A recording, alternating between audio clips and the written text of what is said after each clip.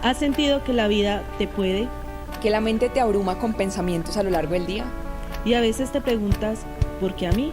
Si es así, te presentamos Alza tu vuelo, un espacio para acompañarte en esos momentos de duda y decirte que no estás solo, que hay muchas historias que se hilan con la tuya y que te pueden inspirar a seguir adelante. Somos Angie Y Juli, y los invitamos a que volemos juntos. Hola, hola a todos, qué gusto volver a saludarlos por aquí en Alza tu vuelo. En este nuevo episodio nos vamos a poner un poco aventureros. Hola Angie, ¿cómo estás? Y hoy estoy motivada porque vamos a tocar uno de los temas como que menos he profundizado en mi vida, pero que me da mucha curiosidad, y es esto de la aventura, del riesgo, del peligro. O sea, tenemos acá un viajero espectacular. Cuéntanos un poquito más sobre él, Angie, antes de presentar a nuestro super invitado. Bueno, yo siento que él lleva el viaje como en las venas porque realmente la carrera que tiene son muy distintas, pero se conectan mucho con esta posibilidad de viajar, de conocer, y él ha aprovechado esto al máximo, como esa conexión que tienen estas carreras.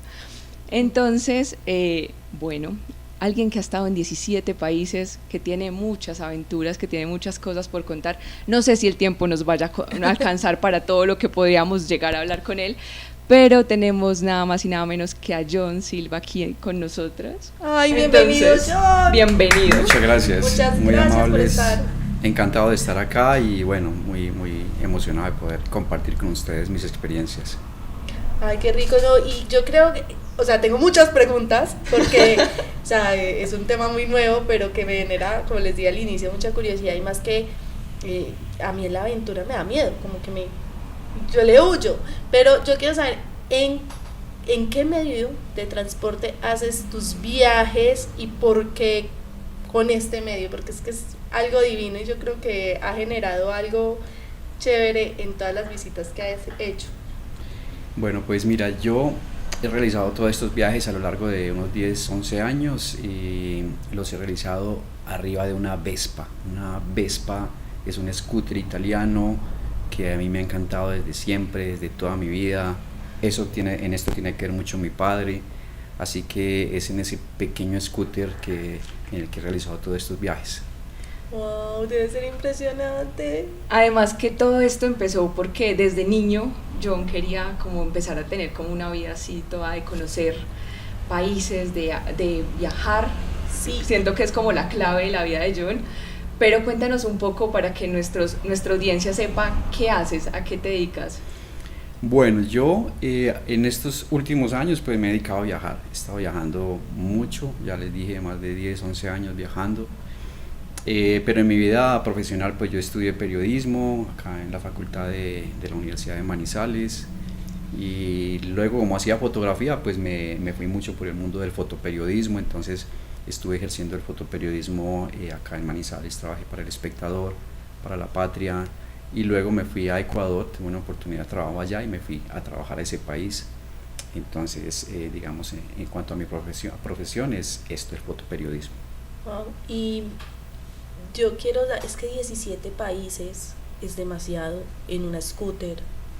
O sea, pero sí me gustaría saber cómo cambian los paisajes de ciudad, de país a país, porque estamos hablando de 17 países, Dios mío. O sea, ¿cómo cambia esa vista? Cambia todo, no solamente los paisajes, los olores, por ejemplo, los acentos, la gastronomía de cada país.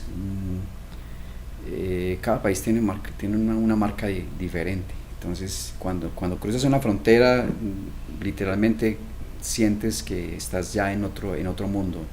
Entonces es como muy interesante comenzar a explorar, y cada día de estos viajes es diferente. Cada día es un paisaje distinto, cada día es una experiencia diferente con la interacción con la gente, no sé, el cielo es distinto, se perciben muchas cosas diferentes. ¿Qué te ha enseñado a ti como todas esas posibilidades y esos cambios que has tenido en tu vida? Porque pues son muchos cambios constantes, ¿cómo los has vivido? Pues a entender que somos una diversidad, la humanidad es una diversidad, es un crisol de culturas, de razas, de idiomas, de costumbres, de olores, de sabores, o sea, todo esto lo percibe uno viajando. Entonces, si algo me ha enseñado esto de viajar es a ser mucho más comprensivo de la condición humana, no pensar o imaginar que todo el mundo es igual o piensa igual como pensamos, digamos, acá, o como somos nosotros, digamos, en Colombia, sino que cuando uno cruza esas fronteras se da cuenta que cada país tiene su mundo, cada país es un mundo diferente. Entonces, descubrir eso es muy interesante. ¿Y cuál es ese país con el que tú hiciste una conexión, con el que tú te dijiste, wow, es mágico estar aquí? Que tú hayas dicho, lo disfruté al máximo. Bueno, sin duda alguna, Argentina. Ese viaje al fin del mundo marcó mucho mi vida. De hecho, pues siempre fue mi sueño de niño, viajar al fin del mundo. Siempre escuché esa frase del final del mundo, y a mí siempre eso me impactó mucho. Entonces, el fin del mundo está en Argentina, es Ushuaia. Atravesar toda la Patagonia Argentina, atravesar la cordillera de los Andes varias veces,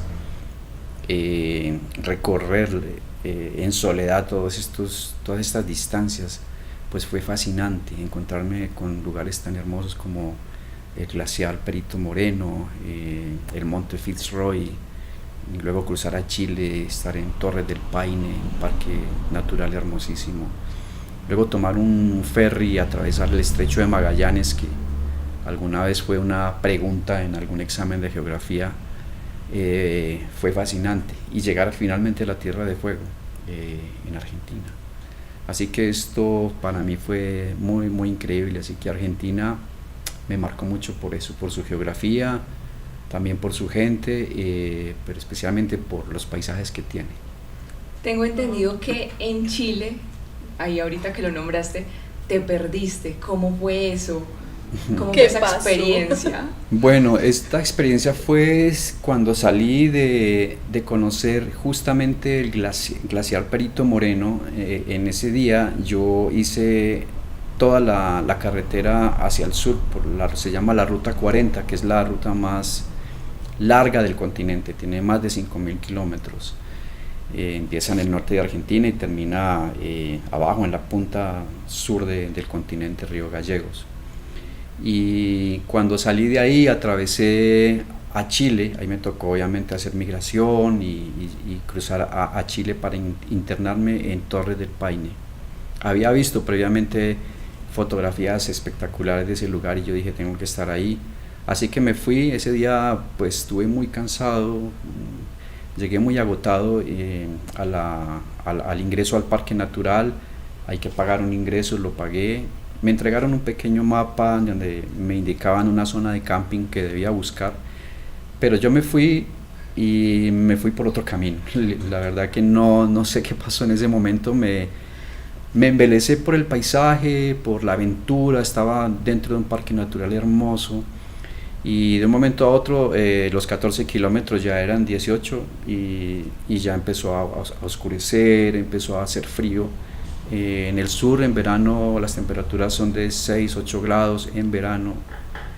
Así que allí la temperatura bajó mucho, llegó la lluvia, llegaron ráfagas de viento muy fuertes.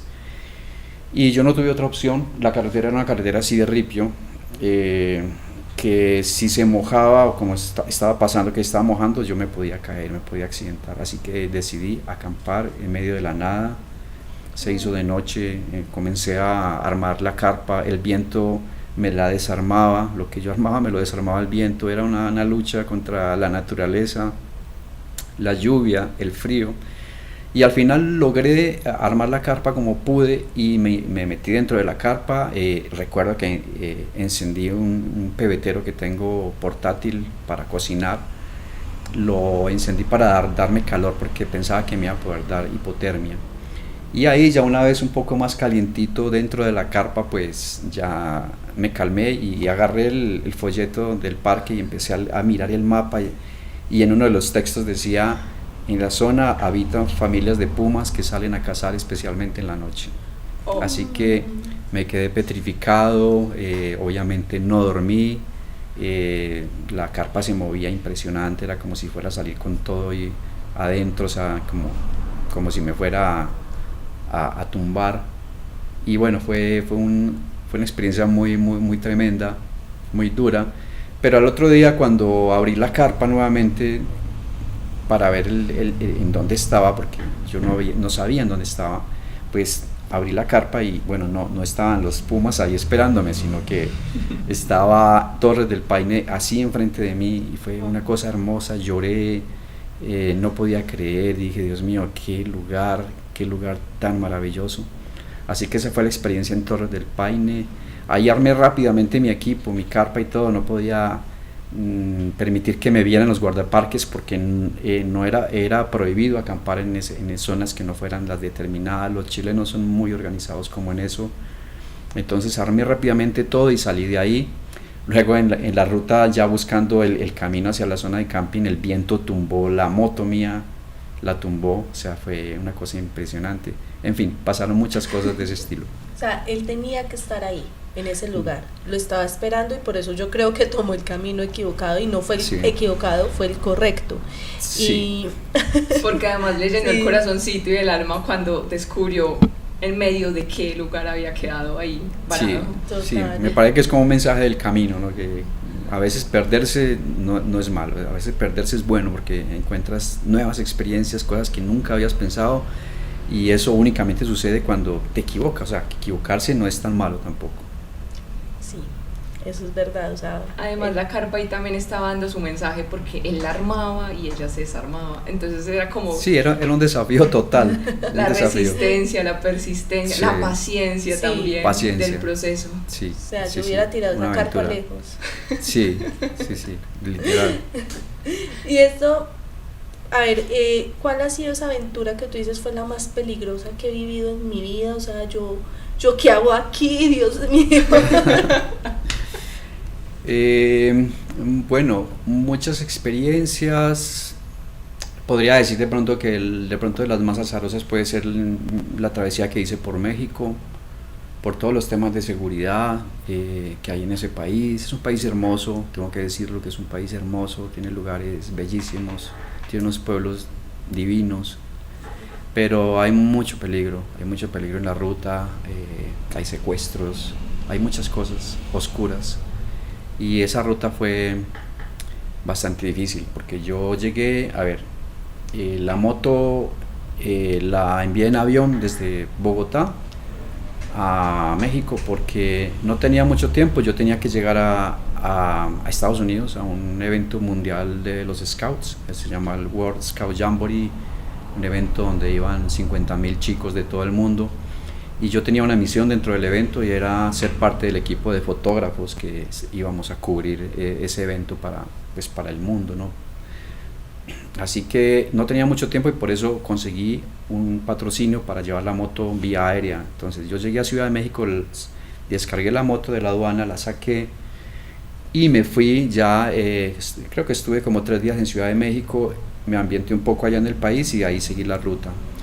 Yo pensaba irme por Laredo, pero luego amigos de allá me dijeron, no, yo no te vayas por ahí, porque eso por ahí no está muy bueno ahora, te sugerimos esta otra ruta. Entonces me tocó rodear, digamos, una parte de México, irme un poco hacia el oeste de México, centro-oeste, y luego ya dirigirme al este, que era la ruta por donde yo debía ingresar, la frontera con Texas.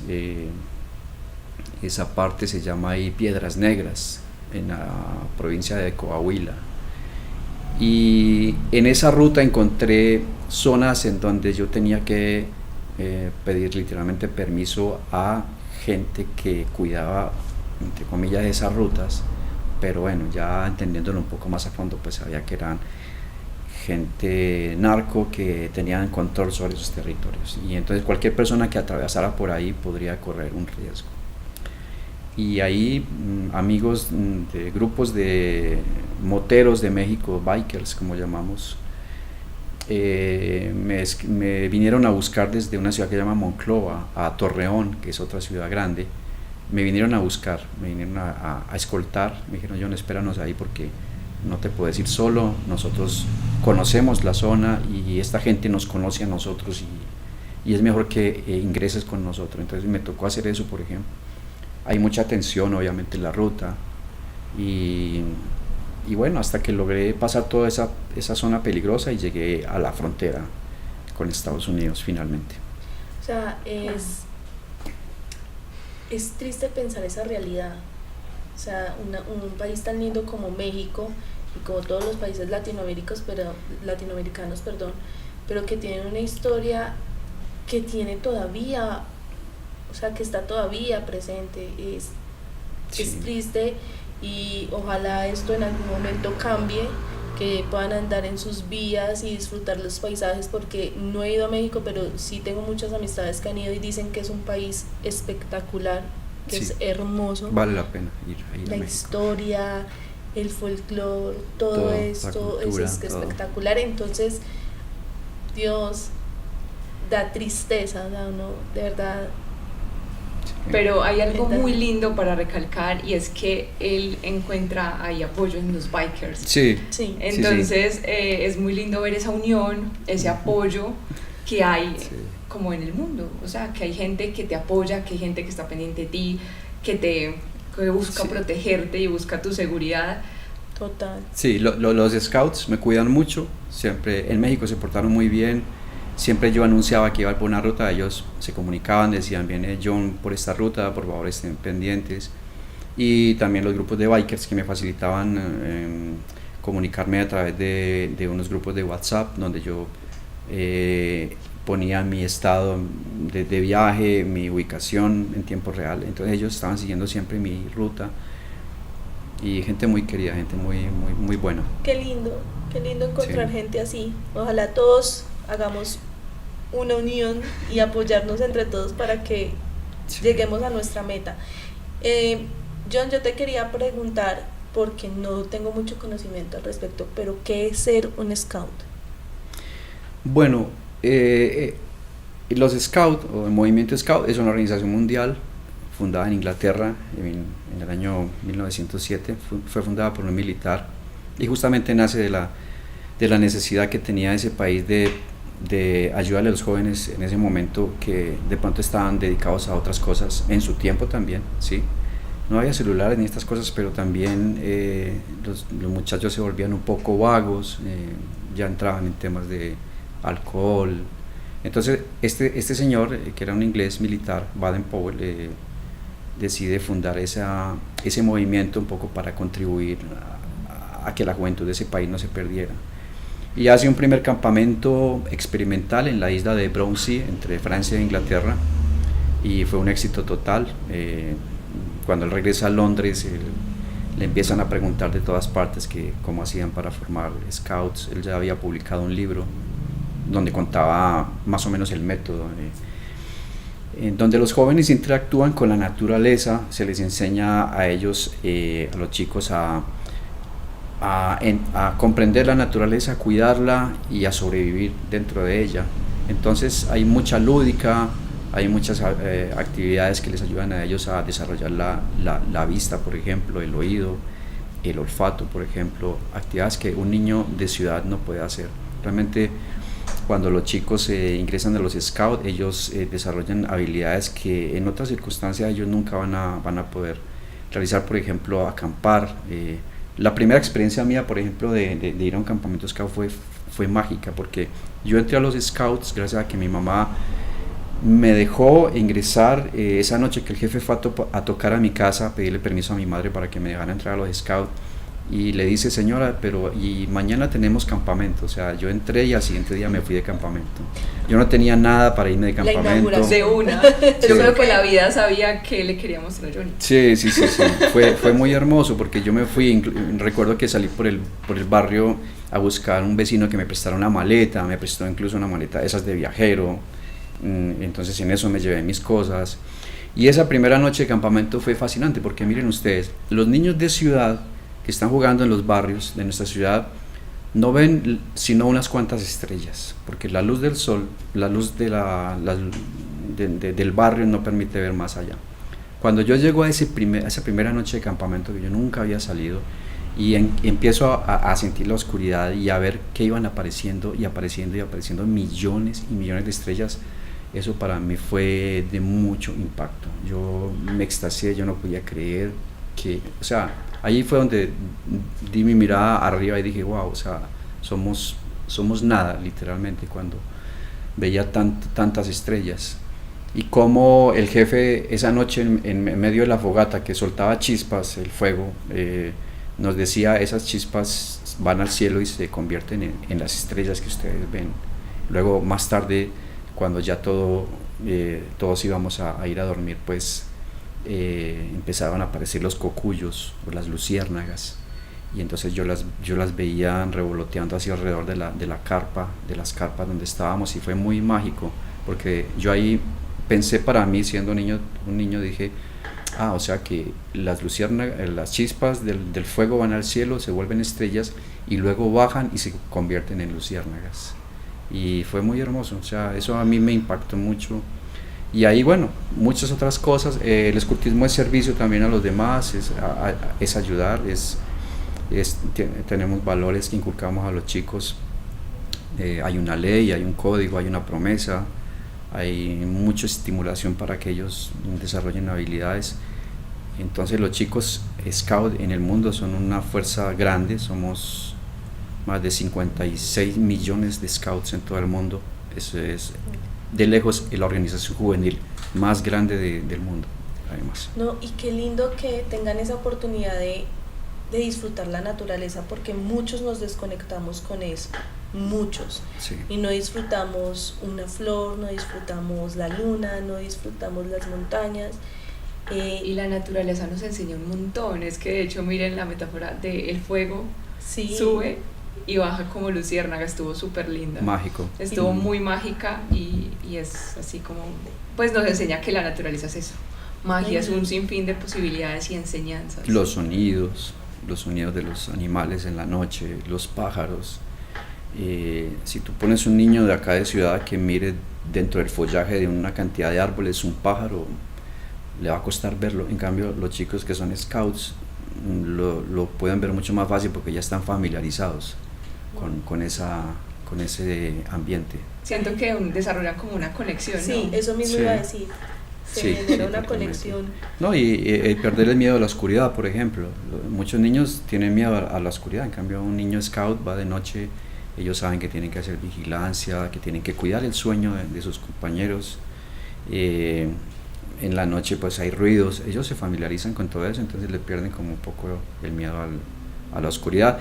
Y aparte de eso llegan luego a la casa y quieren comer todo, porque claro, aprenden a valorar la comida que hay en casa, que a veces la rechazan, pero en campamento no es que se coma mal, pero a veces sí pasa que se quemó el arroz, por ejemplo, pues les tocó comer, que allá no pueden escoger entre pollo, pizza y otra cosa, sino que allá hay arroz con huevo, eso comen todos, o sea, es una cosa muy bonita. Y algo que me lleva a pensar es la toma de responsabilidad, que es algo que realmente como humanos es muy necesario, porque es lo que nos empieza a generar como la disciplina, nos empieza a hacer conscientes de que no estamos solos en el mundo, sino que hay más gente alrededor. Entonces qué lindo verlo, que desde los Scouts pues se maneje todo esto, y sería una experiencia increíble para los niños, sí, que la vivieran alguna vez o que se acercaran a estos grupos para aprender un poco más, porque la toma de responsabilidad siento que es la que nos da como esa guía, y muchas veces nos demoramos mucho en encontrarla. No, y sabes, algo que me gustó mucho es el servir, o sea, también es lo que hemos hablado, el dar, el ayudar, el apoyar, el acompañar.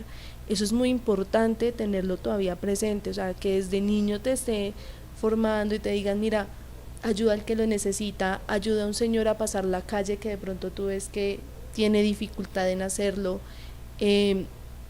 El tema de valorar lo que tienes en tu casa, valorar lo que te rodea, valorar cada momento, cada comida, cada etapa de tu vida debe ser mágico, y más generar esa conciencia a niños, o sea, es hermoso. Es increíble. Pero ya vimos que a John todo esto le ha servido para la supervivencia, para poder aventurarse un poco más en este mundo, pero ¿qué más has aprendido y qué más te ha dejado ser scout? Bueno, la oportunidad de poder, este viaje ha sido una oportunidad muy grande para inspirarlos a ellos también. y eso es una faceta que yo no había pensado cuando salí a viajar. Yo realmente salí a viajar con la idea de llegar al fin del mundo, de explorar, de, ¿cierto?, hacer fotografía, que es lo que más me gusta, de descubrir nuevos lugares, gente y todo, pero a medida que iba avanzando en el viaje me fui encontrando scouts que me recibían, me llamaron de muchos lugares a donde yo no podía ir porque eran muy distantes, pero se fue volviendo como una bola de nieve en mi viaje, y encontré la oportunidad de inspirar a muchos jóvenes que, claro, cuando llegaba a sus actividades y me recibían, pues ellos no podían creer que yo estaba haciendo una aventura tan grande desde tanta distancia. Muchos creían incluso que yo había enviado la moto, esa primera moto que llamé Matilda, además no lo había contado, y Matilda fue el encanto para todos estos chicos, todavía la recuerdan. Cuando hice mi segunda vuelta por Sudamérica fue muy hermoso porque muchos la recordaban, y entonces ellos se inspiraron muchísimo, como en ese viaje era como una fantasía para ellos, una fantasía posible, ¿no?, de realizar. Y de hecho muchos de ellos han empezado a hacer viajes inspirados en mi proyecto. Digamos que ahora he sido o soy un referente de viajes para muchos scouts. Entonces esto es una faceta que yo no tenía. Yo obviamente aquí siempre el escultismo es un voluntariado. Fui voluntario scout muchos años acá, di mi tiempo cada 8 días para ellos y más, para poder estar en campamentos, para organizar un día de campo, una excursión, para hacer muchas actividades. Pero después de eso pues ya me dediqué al tema de mis viajes, y los viajes sirvieron pues como un vehículo para inspirarlos a ellos, y eso a mí me parece muy, muy bonito. Qué bonito, y qué bonito es inspirar y de llevar un mensaje a alguien para que eso los vuelva más personitas, ¿cierto? Y además que John se ha convertido en un referente pues para ellos, como, hey, vamos a hacer, o sea, si él pudo, nosotros podemos. Sí, total. Sí, muy, muy increíble, muy increíble. Y yo tengo una pregunta, tú dijiste que estabas pues también en el mundo de la fotografía. ¿Qué momento mágico ha capturado tu cámara? Que tú digas, esta imagen me recuerda, o esta imagen me lleva. Hay muchas imágenes. Yo creo que de las que más recuerdo, volvemos otra vez ahí a Argentina, a la Patagonia, a la extensa, solitaria, inhóspita Patagonia, donde pude conocer estas montañas tan impresionantes. Como a mí las montañas me inspiran mucho, o sea, para mí las montañas son la cosa más hermosa, más desafiante, más imponente que puede ver, yo creo que un ser humano. Inspiran mucho las montañas, son como desafíos. Y claro, ahí, por ejemplo, cuando salí del Chaltén, donde queda el Fitzroy, yo iba en la mañana muy temprano, recuerdo que era muy frío, la temperatura era muy bajita, yo creo que estaba por ahí unos 4 o 5 grados, me congelaba, pero tenía que salir. Y cuando yo iba en la ruta, yo veía por el retrovisor de la moto esa montaña, y el Fitzroy, esa montaña. Así que yo dije no, y entonces paré la moto, en ese momento la paré y dije, a ver, ¿cuándo mi vida me va a dar la oportunidad de regresar a este lugar? Tal vez nunca, tal vez esta sea la única oportunidad que yo tengo de estar acá. Entonces me quedé extasiado y contemplando el Fitzroy, como despidiéndome de esa montaña. Toda la energía que me daba era una cosa hermosa. Lloré. Me conmuevo mucho cuando lo recuerdo, fue muy, muy bonito ese momento. Dije, me siento el ser más bendecido de la vida, poder estar acá, porque muchos sueñan de pronto con ir a París o a un lugar más común, pero no todos los días uno puede ir a ver estas montañas al sur del continente. Así que ahí hice una foto muy hermosa que está por ahí en mis redes sociales, donde está la moto y hay un camino, incluso está en forma de S, que para mí significaba como superación,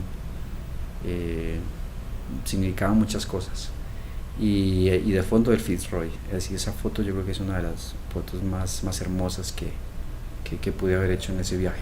Qué rico conocer esa foto. Y eso me Sí, lleva mucho a mágico. valorar, porque Juli, no sé si has visto, pero John valora mucho como cada momento, cada lugar donde está, la Y el foto, agradecimiento. o sea, el agradecimiento también. Sí. Qué lindo.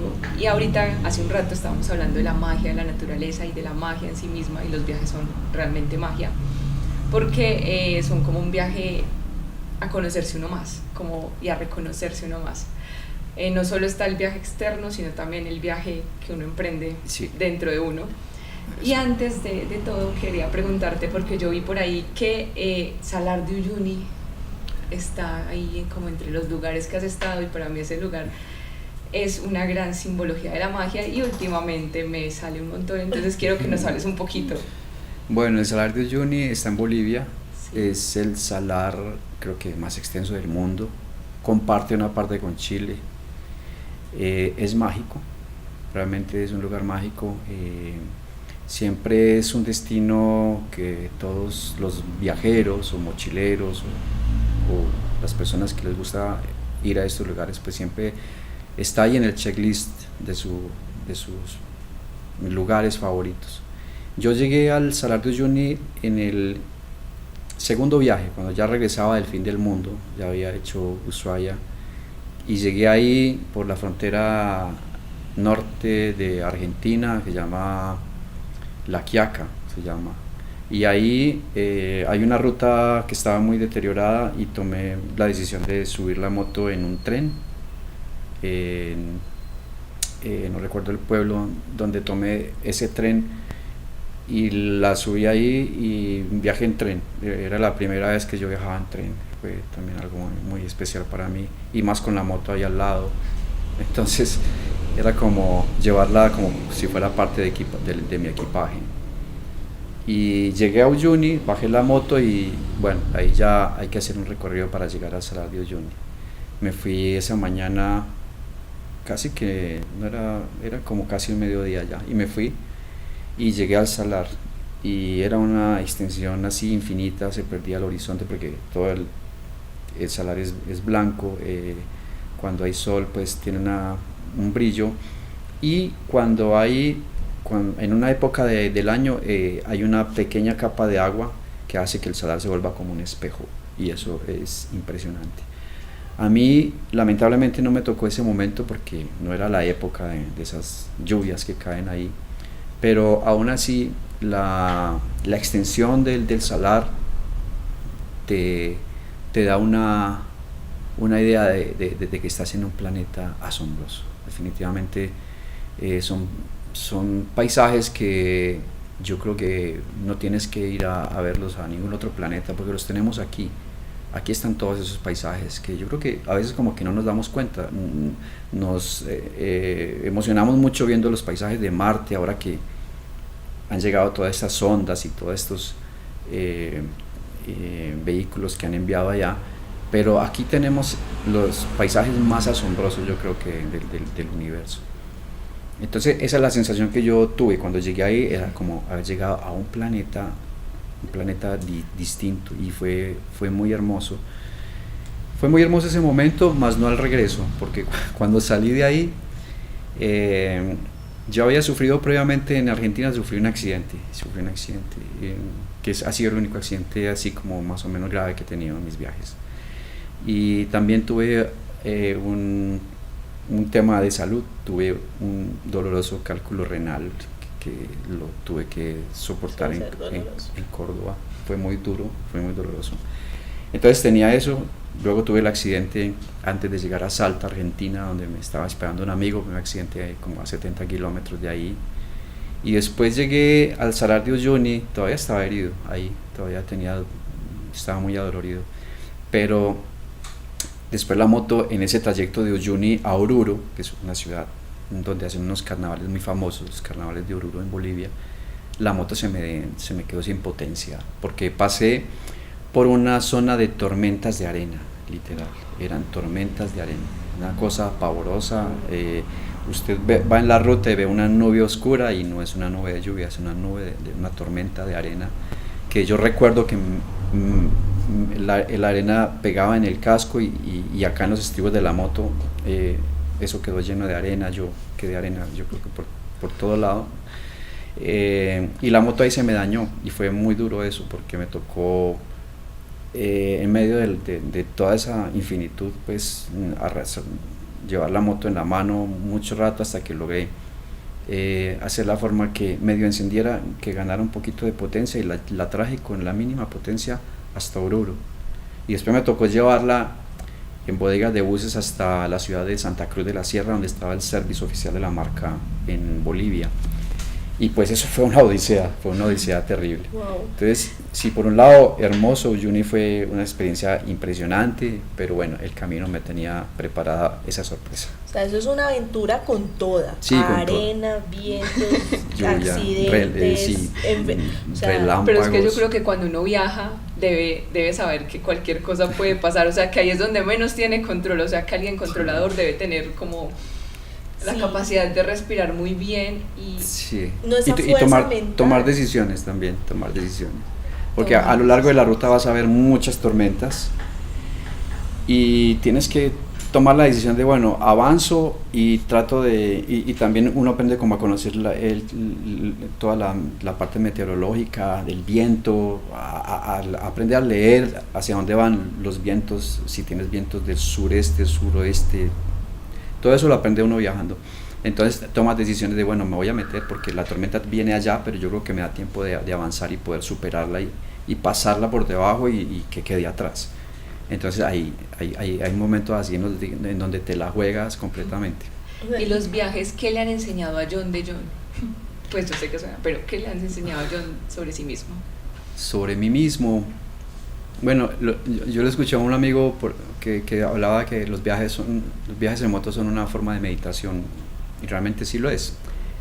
Vas meditando en el viaje, a pesar de todo, pero vas escuchando. Yo, por ejemplo, no escucho música para nada, siempre voy muy conectado con el entorno. Me hace mucha falta escuchar el entorno y el motor y todo para poder saber cómo voy.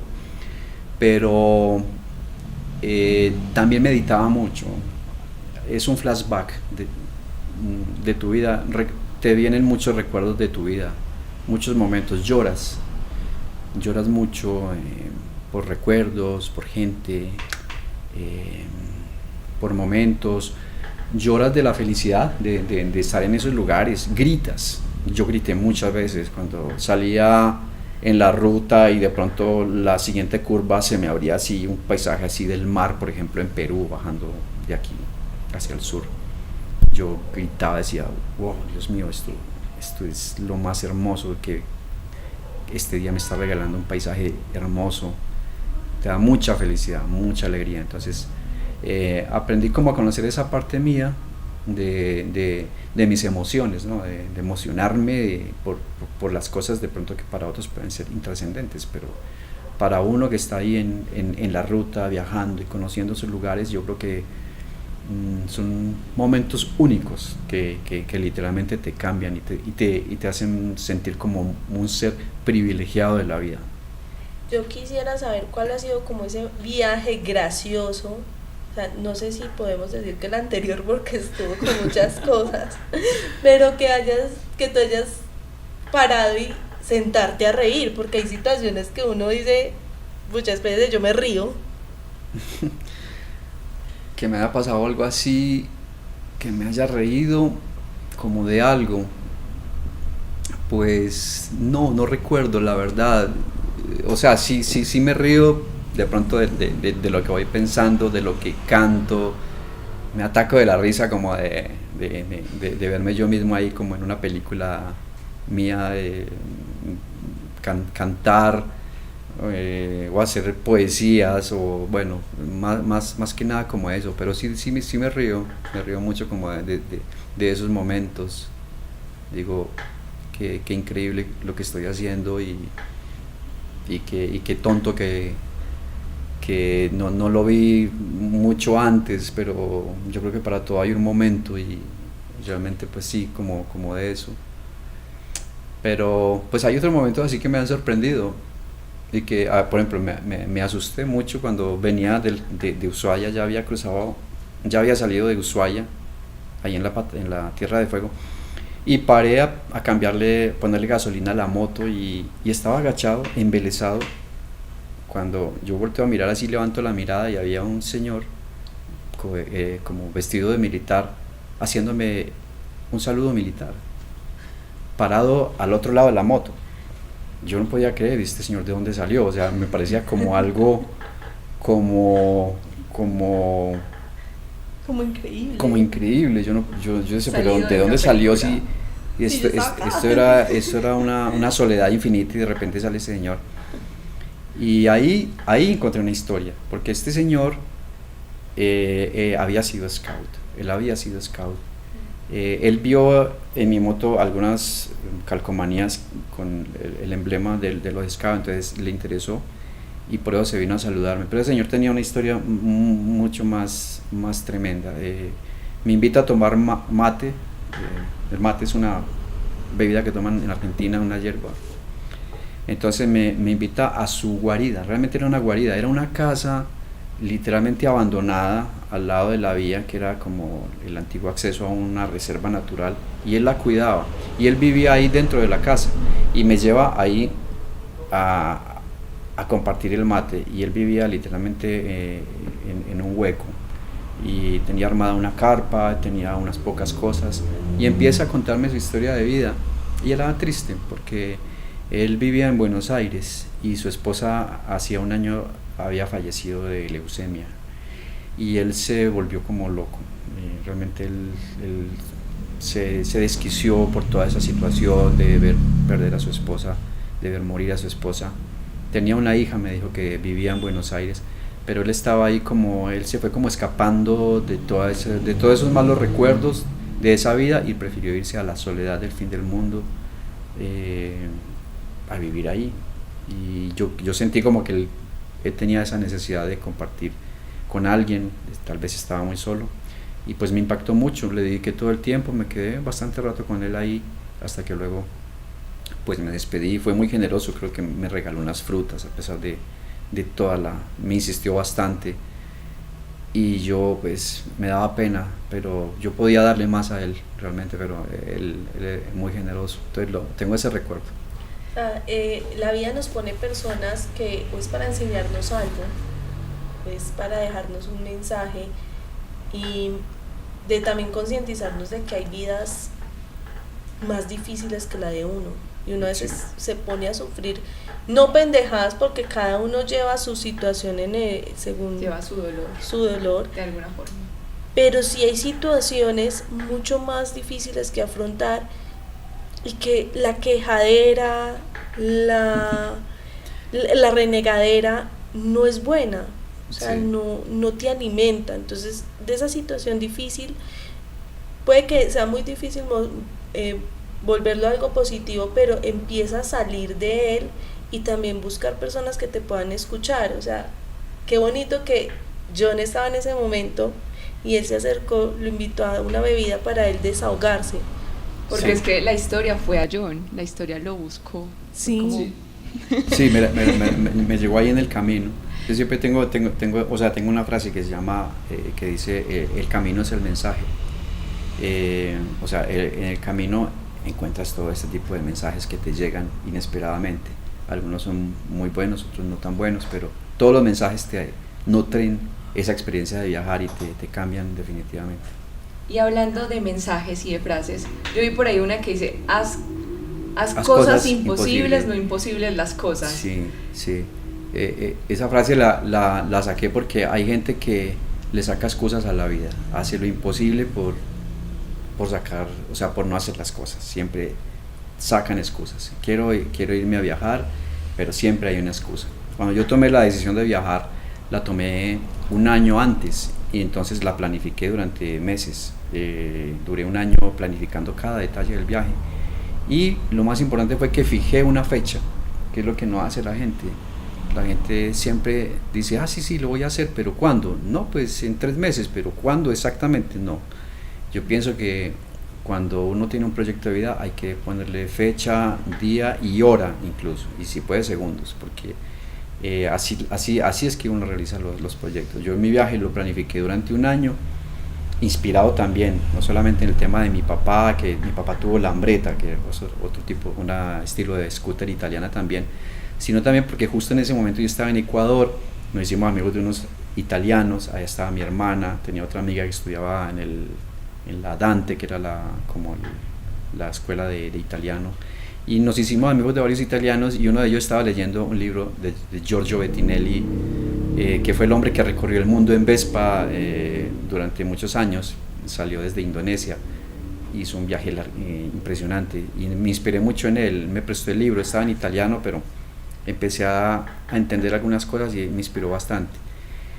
Y ahí inició todo el tema, también motivado por eso, ¿cierto? Las cosas llegan de alguna manera, las personas llegan de alguna manera. Entonces, ahí me inspiré como en esto y programé el viaje. Y sí, un año después salí a viajar. Ahí me llega un mensaje muy importante, Angie, y demasiado importante. Nosotros somos de soñar. Y soñamos, y no es que yo me sueño con estar, por ejemplo, en mi caso en Corea del Sur, yo me sueño estar en Corea del Sur, pero no lo dejes en un sueño, conviértelo en una meta, como dice John. Entonces coge el calendario y di, yo en octubre del 2023, el 28 de octubre del 2023 me voy a ir a Corea y voy a visitar esta ciudad. Sí. Pero prográmate y construye, porque es que así construimos los sueños. Haz que suceda. Hay un libro de un escritor colombiano muy bueno que se llama Luis Miguel Trujillo. Él habla se llama así, haz que suceda. Haz que sucedan las cosas. Uno es la única persona que puede hacer que los sueños y los propósitos de vida sucedan. Nadie los va a hacer por ti. Eso nace de uno. Entonces, hacer que sucedan las cosas es más importante. Luego me quedé con una frase de un amigo, Balam Ibarra, mexicano, que recorrió Suramérica también en moto, luego vivió en Estados Unidos con las tribus Cherokee, aprendió mucho de su filosofía, y él hablaba de una frase, desmitificaba una frase que siempre hemos tenido por ahí, hemos escuchado, que es querer es poder, todo el mundo dice, queda con, querer es poder, llega a una conferencia y todo el mundo le pone a gritar a todo el mundo, querer es poder, y todos, sí, querer es poder, y él al final les dice, no señores, están equivocados. Querer no es eso, querer no es poder, hacer es poder. Hacer es poder, sí, hacer. Solamente el que hace las cosas cumplió ese objetivo, ¿sí? Porque querer, tú quieres muchas cosas. Yo quiero tal cosa, yo quiero tal otra, pero nunca lo haces. Entonces, hacerlo es lo que vale. Yo soñé con llegar al fin del mundo y lo hice. Yo siento que también hay que planear, como el día que vas a comprar el pasaje. Sí, o sea, todo hay que tenerlo ahí como muy agendado. Y ahora la frase es hacer es poder, y así John se está metiendo como en esta parte de los recomendados, muy sutilmente empezó ahí a tirar las recomendaciones. Y también quiero saber es como qué recomiendas para toda esa gente, esa audiencia, y también para nosotras, como que tenemos ganas de viajar, de conocer, qué podemos empezar a hacer, o sea, qué puede empezar a hacer la gente para ir planeando ese viaje, aparte de tener fechas. Y qué más se debe incluir ahí cuando uno está pensando en viajar. Pues muy importante preparar el alma, preparar la mente, porque hay muchas personas que sienten o piensan que viajar es tener el tiquete comprado, una bonita maleta, no sé, un buen outfit, bueno, pero saben que no están en paz con ellos, no tienen digamos, o tienen más bien algunos temas que saldar con un amigo, con algún familiar. Es estar en paz con uno mismo.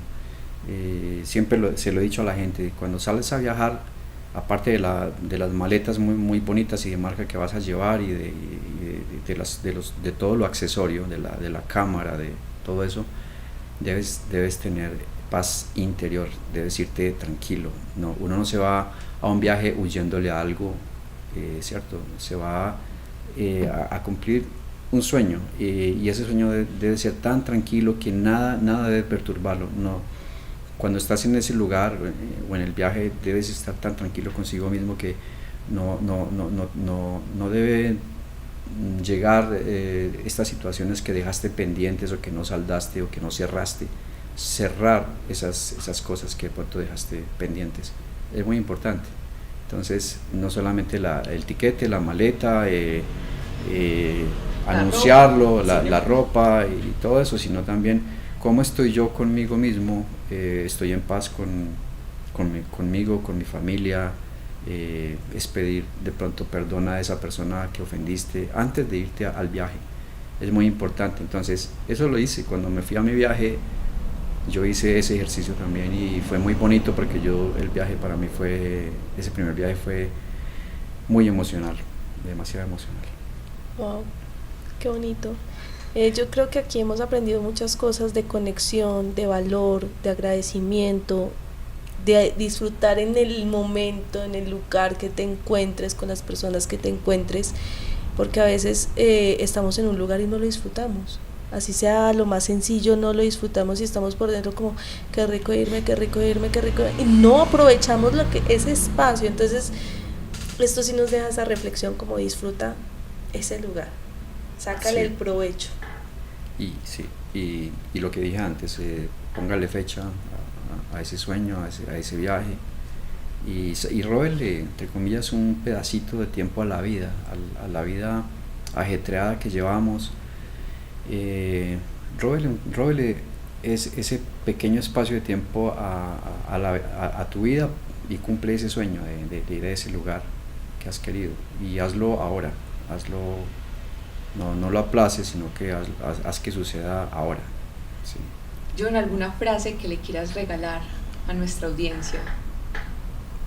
Pues hay una frase que tengo por ahí en mis redes sociales y es el sentido de la vida es cruzar fronteras. Es una frase de Richard Kapuscinski, es uno de mis grandes ídolos, gran periodista y viajero, que lo vimos mucho en la facultad de comunicación cuando teníamos que leer grandes reportajes sobre las guerras, y él cubrió muchas guerras en el mundo, pero él fue un gran viajero. Entonces él tiene esa frase el sentido de la vida es cruzar fronteras, es trascender, es perder el miedo a traspasar un umbral y llegar a mundos diferentes y compartir esa experiencia con la gente, con la familia, con los amigos, regresar a contar esas historias para inspirar a esas personas que de pronto no creían en tus sueños. Yo tengo una anécdota, y es que cuando yo andaba en mi Vespa, las Vespa tienen como la forma como si fuera un sanitario, tienen como esa forma. Entonces a mí los amigos se burlaban mucho de la moto, algunos por ahí me decían, ay, ahí va con el sanitario, y ¿dónde dejó el sanitario? Y cuando yo regresé de ese primer viaje que fui, que hice mi primera vuelta por Sudamérica, que fue fascinante, y recorrí 35.000 kilómetros y 11 países. Yo llegué aquí a Manizales y me encontré a algunos de esos amigos que todavía recordaban, y ¿qué pasó con el sanitario? Yo dije, pues en ese sanitario me fui y recorrí todo Sudamérica, todo, y hice 35.000 kilómetros y viajé 20 meses. Y fue increíble. Y luego les devolví a las preguntas a ellos, y en el sanitario de sus casas, ¿a dónde han ido? ¿A dónde han viajado? No, ellos seguían en el mismo lugar. Entonces eso me daba mucha risa, porque pues decía, mira, pues la gente siempre está para criticar las cosas, pero nunca se atreven a ir más allá. Y mira, en ese sanitario, entre comillas, yo cumplí un sueño, hasta hoy lo sigo cumpliendo, de recorrer prácticamente todo el continente. Me falta una parte, que es el centro de Estados Unidos, que lo dejé ahí en stand-by porque la pandemia frenó todo, pero me falta esa parte, y Alaska, que es como otro punto extremo del planeta. Me gusta ir a los puntos extremos del planeta, como a las esquinas del mundo, para conocer un poco, digamos, la geografía de nuestro continente, que es fascinante. Wow, qué bonito. Y oigan, no critiquemos, no minimicemos lo que el otro tiene, o sea, de verdad, antes valora esa persona valora lo que tiene, valora lo que tú tienes, porque es que es muy maluco que a uno lo estén criticando y estén minimizando cada cosita de uno, o sea, es agotador. Sí. Pero es que yo he ido entendiendo que la gente lo hace desde el miedo. Por eso usualmente los que dicen y hablan estas cosas usualmente que quieren como apagarte, y solamente tú tienes el poder de apagarte o no, o sea, eso también hay que dejarlo como que uno debe creer mucho en uno mismo para que eso a la final le resbale, porque mucha esta gente tiene miedo, o sea, admira tu vida pero no sabe cómo decirlo, entonces critican. Pero a veces entiendo que eso también va en la fuerza de uno cuando, si tú me dices algo negativo, pues como dicen por ahí, las palabras duelen, depende de quién venga. Pero no todos tenemos esa fuerza mental para aceptar una crítica de la forma más bonita, y a veces eso, en vez de uno decir, bueno, no le voy a hacer caso, destruye, Sí, queda en la mente. destruye, queda en la mente y queda ahí. Entonces tratemos de no criticar, tratemos de no juzgar, de no minimizar lo que el otro tiene. O sea, si él tiene una Vespa, yo quiero una Vespa, o sea, esas motos me parecen espectaculares, pero valoremos lo que tienen los demás, y si no tienes un comentario constructivo que hacer, no lo hagas. Y hablar desde el corazón, porque por ejemplo, algo bonito que aprendí viajando es que, por ejemplo, en Brasil, los brasileños son muy del corazón, son muy queridos los brasileños, son muy sensibles también. Ellos siempre, cuando yo llegaba a un lugar, ellos siempre me hablaban desde el corazón, me decían, debes sentirte muy feliz, John, debe ser muy hermoso viajar por tantos lugares, debes llenar mucho el alma. Y ya, o sea, me parecía muy bonito eso. Cuando llegaba a Colombia, con todo lo que quiere este país, pero a eso la gente es muy materialista, y siempre lo primero que me preguntaban es, oiga, ¿usted tiene entonces mucha plata para viajar? Y después, si se les ocurría, me preguntaban, ¿y cómo estuvo el viaje? ¿Y qué le pasó? Y que cuénteme. Pero siempre la gente mira las cosas desde lo material, y esa moto sí lo lleva, y eso sí, y no se le dañó ese sanitario, no se le, bueno, Me acordó de Silvestre cosas así. Dangond, materialista, Sí, bueno, sí, pero es que ya, o sea, el tiempo, yo les dije que había mucha tela que cortar, que había mucho que hablar, Sí. pero que el Sí, tiempo sí. iba a jugarnos un poco en contra como siempre, pero yo amo el tiempo, gracias tiempo por estar aquí, porque si no hubiéramos tenido la oportunidad Sí. de tener a John aquí contándonos un poco de él y de su historia. Quiero saber, John, en kilómetros, o sea, ¿a cuánto equivale una vuelta? O sea, ¿cuántas vueltas al mundo ha dado John en los kilómetros que ha recorrido? Sí, la Tierra tiene 40.000 kilómetros, circunvalándola son 40.000 kilómetros. Así que he realizado un viaje que me ha tomado 100.000 kilómetros, y son prácticamente 2 vueltas y media al planeta que he recorrido. 2 vueltas y media Sí, al planeta. 2 vueltas y media. Creo que es un buen abrebocas para la sección que nos falta ya antes de cerrar. Total, Sí. ¿no? Y es difícil encontrar personas que disfruten viajar por tierra. Por lo general buscan el avión. Sí. O sea, uno trata de buscar como la comodidad. El confort. Confort. Sí, realmente que hay que aprender a dejar el confort. Porque es que por tierra los paisajes. Sí, por tierra es una conexión y en moto mucho más, porque pues es muy diferente viajar en un auto que viajar en moto. En moto tienes una conexión directa, sientes el viento, sientes todo. La lluvia. Entonces inspira mucho. Yo admiro mucho, pues también a los que viajan en bicicleta, por ejemplo, a ellos los encontraba en el camino por todos lados y me paraba a conversar con ellos. Los admiro un montón porque es un viaje muy sacrificado, pero ellos lo disfrutan mucho y ven el paisaje, sienten cada vibración del planeta, o sea, es muy muy bonito. Y en moto igual, o sea, más el viento en la cara, la posibilidad de recorrer esos caminos, las curvas. En el mismo camino te enseña eso, porque hay caminos de curvas, hay rectas, a veces las rectas son muy monótonos, como nos pasa en la vida.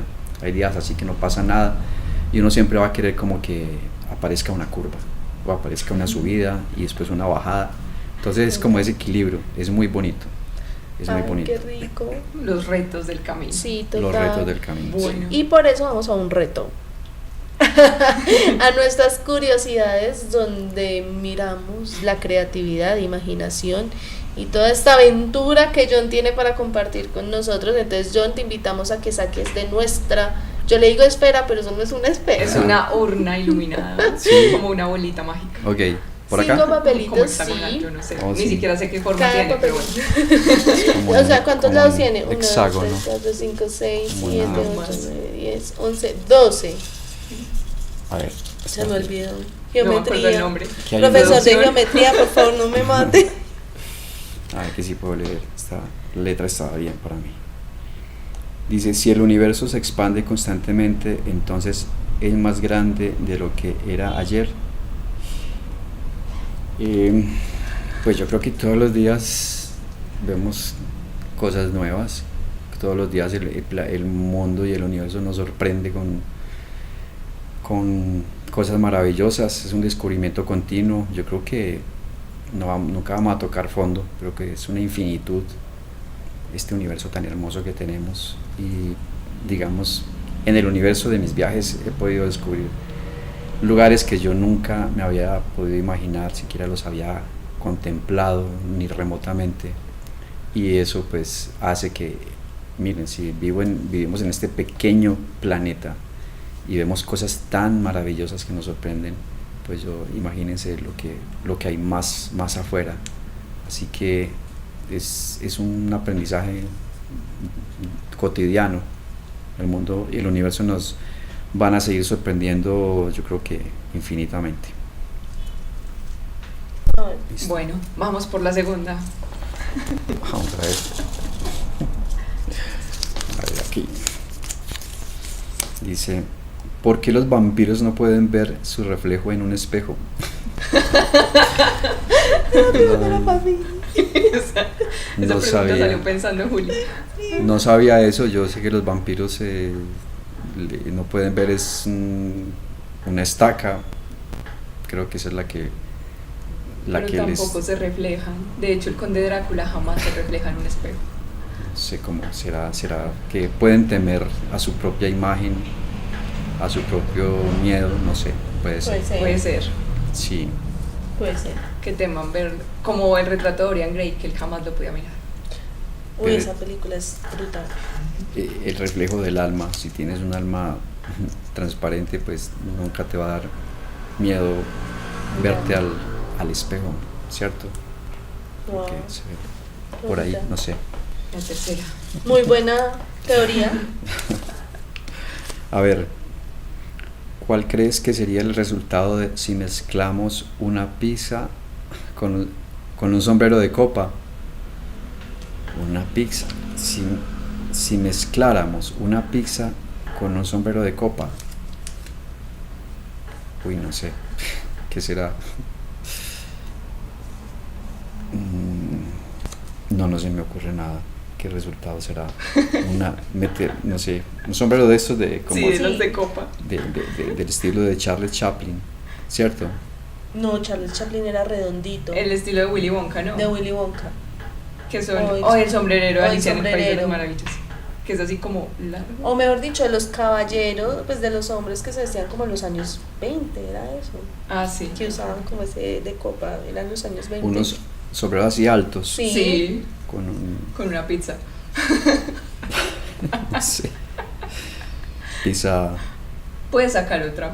No hay, Sí. no hay problema. Ay, no sé, esa me dejó ahí ¿ustedes qué responderían? como, no sé, Comenten qué responderían con esa pregunta. vamos a ver, vamos con esta. ¿Qué piensas que es lo más importante en una relación amorosa? Uy, la libertad de cada cual. Pienso que si hay libertad, hay todo, hay confianza, hay amor, no sé, el respeto por los límites del otro. Pienso que es importante la libertad. Entonces, que somos individuos, al fin y al cabo, somos individuos, entonces es importante que cada individuo tenga su propio mundo, su propio espacio. Yo pienso que si respetamos esa libertad, hay comprensión, hay amor y hay muchas cosas. Ya saben, si tienes tu pareja, libertad. Otra. No libertinaje, libertad, que son dos cosas diferentes, distintas. A ver, ¿cuál es el destino de viaje de tus sueños? Wow, este es preciso. Está hecha para uno. Sí. ¿Cuál es el destino de ¿Cuál viaje de es? tus sueños? Pues se ha hablado mucho el tema del destino. Realmente me preguntan mucho, ¿cuál es tu destino? ¿Hacia dónde vas? Realmente el destino no es como lo más importante, es el camino que estás recorriendo. Al destino vas a llegar en algún momento, o sea, por donde sea vas a llegar.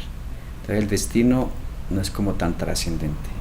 Lo que verdaderamente importa es el camino que estás haciendo, el que estás construyendo todos los días. Entonces eso realmente es ahí donde hay que poner el foco, sin perder de vista ese Everest que tenemos cada uno. No sé, cada uno tenemos nuestro propio Everest, nuestras propias cimas a donde queremos llegar. Sin perderlo de vista, lo más importante es enfocarse en el camino que estás andando ahora. Oh, qué bonito. El enfoque, la visión. Que la pregunta Sí. nos hizo terminar exactamente con una reflexión. Sí, o sea, esta entrevista o este programa más bien estuvo muy reflexivo sobre la vida, sobre los momentos, las enseñanzas, la naturaleza. Te queremos agradecer, John, por compartir todas estas aventuras con nosotros y dejarnos un mensaje tan bonito como el de hoy. Espero que ustedes lo hayan disfrutado, les den ganas de viajar, de coger cada uno su Vespa o su inodoro. Y Ok. Espera un segundo, yo busco uno. Sí. En el que tienen en su casa, al menos Dame- que por lo menos ahí en el de la casa reflexionen sobre cosas Interesantes. ¿no? como algunos le dicen, el trono. Exacto. Exactamente. Sí. John, en serio, muchísimas gracias. Antes de irnos, tus redes sociales, en donde te pueden contactar y Bueno. pueden encontrar tu trabajo. Yo soy más de Instagram, no soy como tan youtuber. Tengo videos en YouTube, pero en Instagram me pueden encontrar como Scouting, en inglés, Scouting My Way, que significa explorando mi camino, o que también puede significar explorando a mi manera. Me inspiré mucho en la canción, el tema de Frank Sinatra, My Way, creo que lo han escuchado. Y esto fue una experiencia que tuve en México, yendo a una conferencia a la que me invitaron, y al final cerraban con esta canción de Frank Sinatra, My Way, que significa a mi manera, digamos, en inglés, pero también significa, en conjunción con Scouting, explorando mi camino. Entonces esas son mis redes sociales, Scouting My Way, en Instagram y en Facebook, y bueno, en YouTube también estoy por ahí como John Silva Traveler. Y ya, esas son mis redes sociales, ahí me pueden seguir. Y nada, muchísimas gracias a ustedes por la invitación, y espero que hayan quedado pues tocados por lo menos con algunas de las reflexiones en sus almas, y que viajen cada que puedan. Y haz de tu vida un viaje. Como dice, no la vuelvas todo un camino recto, empieza a buscar curvas, subidas, Sí. bajadas, y llega a ese Everest. Muchas gracias, John, por estar acá en Alza tu vuelo. Para nosotros fue un placer conocer toda tu historia, aunque creo que nos faltó mucho. Esto fue solo es que una la historia de John da partecita. para muchísimas. O sea, tendríamos que decirle, bueno, nueva temporada, John vuelve. Pero John, Sí. muchísimas gracias por estar acá, por compartir con nuestra audiencia y con nosotras toda esta vida aventurera que tienes. Muchas gracias. Aventura. Y los invitamos a todos a que alcen su vuelo, a que recuerden las alas que cada uno de nosotros tiene. Muchas gracias por acompañarnos a todos ustedes. Yo soy Juli Yo soy Angie. Yo soy John Silva. y esto fue es Alza tu vuelo. Los esperamos. esperamos.